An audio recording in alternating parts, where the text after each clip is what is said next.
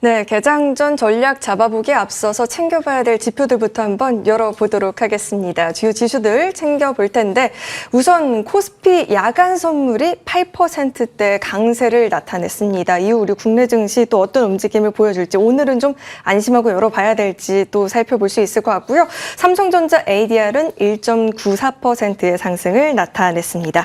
자, 그럼 이어서 LS증권 신종호 센터장님과 함께 이제 전략들 나눠보도록 하겠습니다. 센터장님 어서 오세요. 네, 안녕하십니까.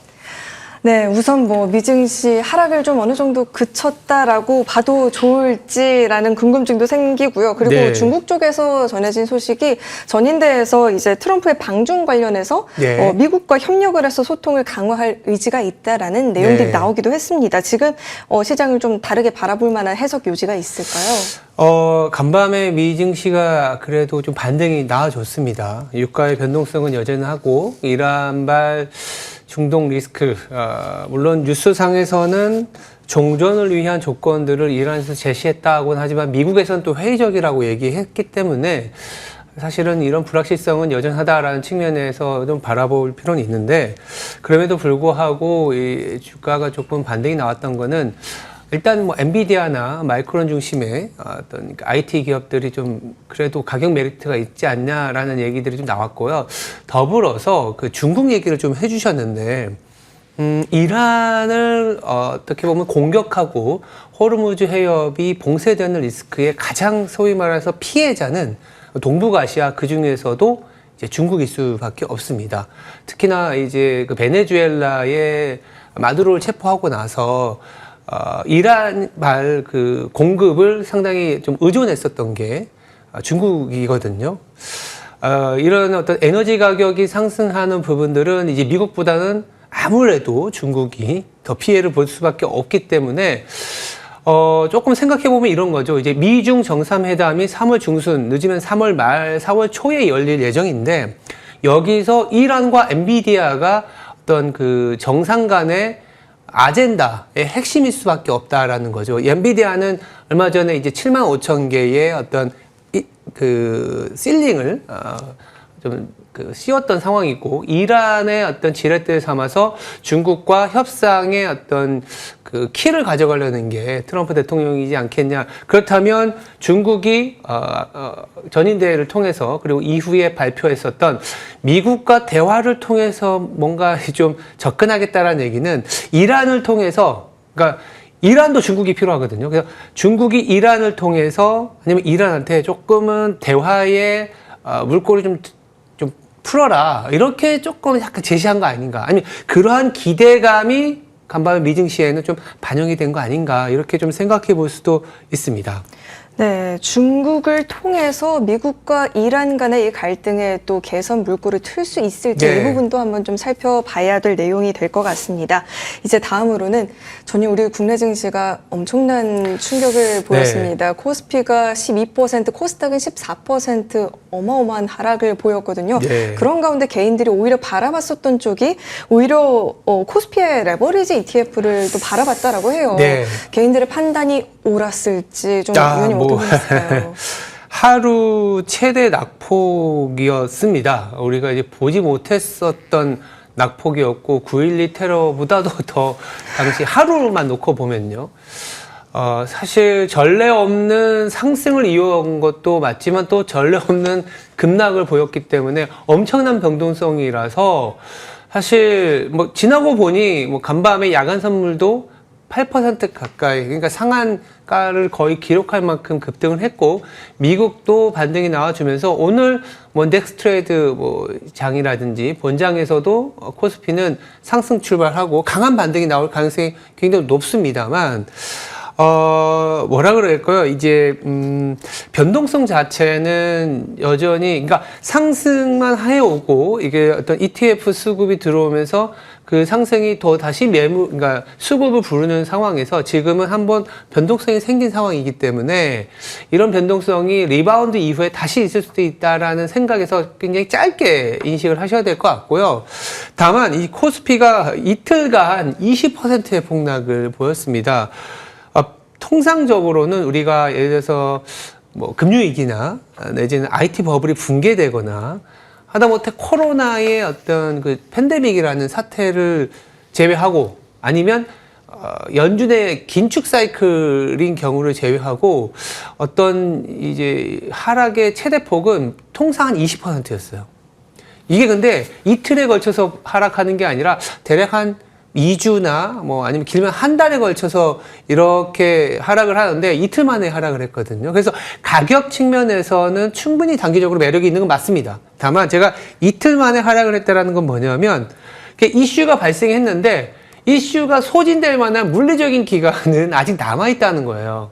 그러니까 우리가 보통 큰 지진이 발생하면 조금 후에 뭡니까? 여진이 있지 않습니까? 이런 부분들이 있다라는 생각으로 좀 시장을 바라봐야 될 것 같고, 앞서 앵커님께서 질문해 주신 어제 코스피 레버리지 ETF 베팅은 성공적인 베팅입니까? 하면 오늘 하루만 놓고 보면 그럴 것 같은데 이게 굉장히 짧게 바라보고 좀 트레이딩을 하셔야 되지 않을까라는 말씀 좀 드리고 싶습니다. 네, 이제 이 통상적으로 악재가 발발했을 때 시장이 보인 하락률이 평균 20%인데 그 하락률을 이틀간 보여준 시장입니다. 네. 그런 측면에서는 당장 오늘장을 봤을 때 레버리지 ETF가 좋은 판단이 될 수는 있겠지만 이 이슈를 소화하는 기간적인 시간은 좀 충분하지 않았다라는 점도 지켜봐야 될 것 같습니다. 다음 또 시장에서 궁금했었던 게 사실 최근에 우리 국내 증시의 하방 부담으로 작용을 했었던 게 바로 외국인들의 매도세였거든요. 그런데 전일 물론 그 규모 대비해서 들어온 매수세가 크진 않았습니다만 외국인들의 이 매수세가 현물 시장에 찍혔습니다. 이렇다는 건 우리가 이 시장에서 투자의 방향성을 좀 전환을 해볼 만한 요소가 될까요? 단기의 어떤 변화를 크게 해석할 필요는 없겠지만 그래도 그나마 지금 시장이 버블이 붕괴라든지 시스템 리스크로 가는 게 아니라면 외국인들의 방향성에 한번 의미를 부여해 보자 이런 생각이 들고요. 그렇게 봤을 때는 지금 반도체 중심의 상승이 상당히 가파르게 올라오다가 또 반도체 중심의 하락에 노출이 됐는데 반도체가 필요하다. 그리고 메모리가 데이터 센터라든지 굉장히 수급이 타이트하다는 건 모두 다 알고 있는 상황이거든요. 근데 지금 이런 이란의 어떤 이슈가 사실은 지금 시장의 원인은 아니에요. 제가 정확히 봤을 때는 원인이라기보단 빌미인 거죠. 그러면 근원 원인이 뭐냐 하면 AI 그러니까 M7 중심의 캐펙스의 어떤 그 증가율의 정점이 2분기였다라는 거죠. 2분기 이후에 둔화되는 사이클이었고 그렇다면 AI와 관련된 그리고 데이터 센터나 캐펙스가 더 늘어나려면 비용이 통제돼야 된다라는 이슈가 굉장히 부각이 됐었는데 그 한 축에서는 사실 치플레이션도 있었습니다. 그렇다면 치플레이션은 아직 해결이 된 게 아니거든요. 여기서 제가 말씀드리고 싶은 거는 자 이제부터는 M7 내지는 네오클라우드 업체들 같이 이제 다 돈을 빌려서 투자하는 어떤 그 수요처가 더 나타나려면 이 치플레이션도 조금은 통제가 돼야 된다. 아니면 공급이 늘어나야 된다라는 생각을 할 수 있는 거고 공급이 늘어나야 된다라는 건 사실은 메모리 업체들보다는 소부장의 역할이 커질 수 있다라는 거죠. 그러면 반도체 소부장의 역할이 커진다라는 부분들은 아무래도 이제 코스닥 쪽에 반도체 소부장이 그래도 좀 이익이 나오는 기업들이 많이 포진되어 있기 때문에 외국인들의 투자가 아무래도 그 코스피 치플레이션에 대한 리스크가 결국에는 이 공급으로의 어떤 해결이 된다라고 했을 때는 반도체 소부장 쪽에 이익이 내지는 모멘텀이 부각되는 거 아니냐라는 그런 인식이 어제 나타난 거 아닌가라는 생각도 좀 해봅니다. 네, 향후 이제 시장을 바라볼 때 반도체 소부장단에서의 역할이 좀 확대가 되는지 그에 따라서 또 종목들의 주가 움직임까지도 연결이 될지 이 부분도 지켜볼 필요가 있겠습니다. 자, 다음은요. 모건 스탠리 쪽에서 나온 보고서 내용입니다. 이 유가 상승이 한국의 물가 상승까지 야기할 수 있겠다. 그러니까 이 스태그플레이션에 대한 위험을 좀 지적하고 나선 건데요. 현실화 가능성이 열려 있는 건지 시장에 또 어떤 영향을 미치게 될지 궁금합니다. 이게 명목적으로 스태그라고 하면은 이 성장은 더 떨어지는데 아니면 둔화되는데 물가는 오르는 이런 상황을 스태그라고 얘기하는데 그런 어떤 현상만 놓고 보면 지금 이 상황은 스태그 상황을 만들 수 있는 건 맞죠. 그러니까 왜냐하면 우리가 유가가 호르무즈 해협을 통해서 오든 우리가 이 수입 물가가 높아지고 있는 상황은 맞지 않습니까? 그러면 수입 물가가 높아진 상황에서 내부적으로는 우리가 내수도 사실은 이 주식은 올라왔지만 내수는 그렇게 좋은 상황은 아니었지 않습니까? 근데 이게 작년에도 그랬어요. 그래서 지금은 어쩌면 우리는 스태그 상황이 계속 연출이 되어 있었고, 이런 스태그 상황에서 그래도 이익이 나오는 기업들이, 그리고 미국의 어떤 수요에 의한 한국의 K 메모리 업체들의 어떤 주가가 나오니까 어떻게 보면 일반 우리 한국의 개인 투자자분들도 일종의 스태그 해지용으로 주식을 산 거일 수도 있습니다. 그래서 새삼스럽진 않지만 조금 더 부각이 됐고, 그렇지만 그 어떤 이 스태그적인 측면의 해지가 금이나 주식으로 된다라고 하지만 어제 그제 하락은 너무 가팔랐었던 부분들이 약간 그 이란이라는 빌미, 그리고 유가가 상승하면서 생각보다 이 비용적인 측면이 더 부각이 되다 보니 주가의 하방을 좀 키웠다라는 거고요. 그런데 이제 뭐 전혀 생각하지 않다가 스태그적인 측면이 부각이 되면 다들 스태그에 대한 생각들을 많이 할 수밖에 없잖아요.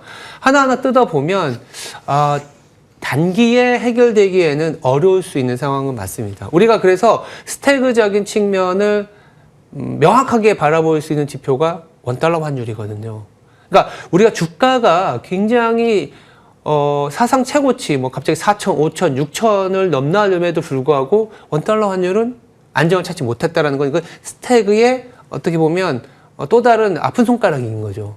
그래서 원달러 환율이 안정을 찾을 수 있을 때 그러면 스태그플레이션에 대한 리스크도 떨어진다라고도 해석을 할 수 있는데, 그러면 원달러 환율은 언제 안정을 찾을 수 있느냐, 이렇게 생각을 할 수 있지 않겠습니까? 저는 여러 번 말씀드리지만 우리나라의 어떤 기준금리 인하는 스태그적인 상황 때문에 한은에 기대할 수 있는 건 아닌 것 같아요.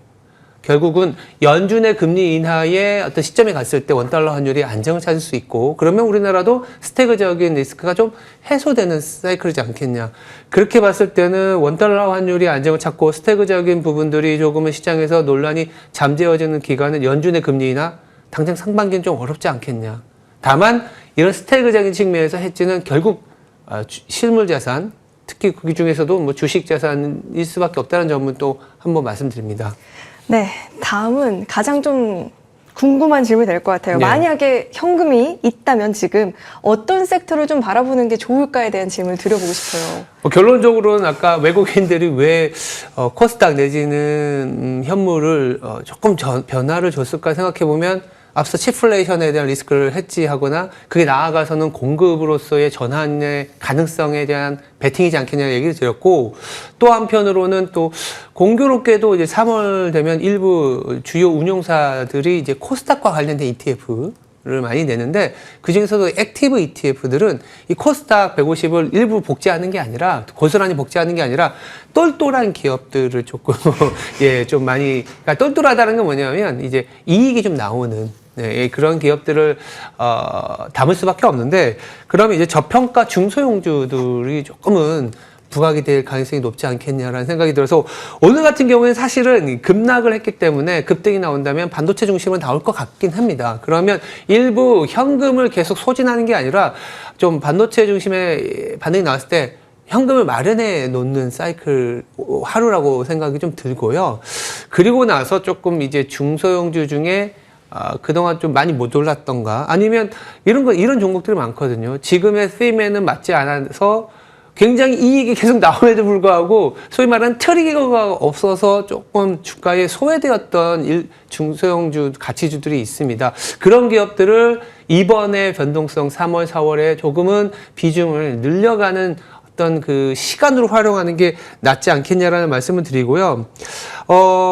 변동성 이후에 아까 제가 중간에도 말씀드렸지만 큰 지진이 발생하면 여진이 있다는 측면에서 한번 시장을 바라보면서 대응을 해야 되지 않을까, 이렇게 좀 말씀드리고 싶습니다. 네, 하루 만약 반등을 보인다 하더라도 완전히 안심을 하지 말고 조금 더 흐름들은 주목해 볼 필요가 있겠습니다. 지금까지 또 신중호 센터장님과 이야기 나눠봤고요. 위원님과 함께 이 글로벌 식스는 여기서 마무리하도록 하겠습니다. 고맙습니다.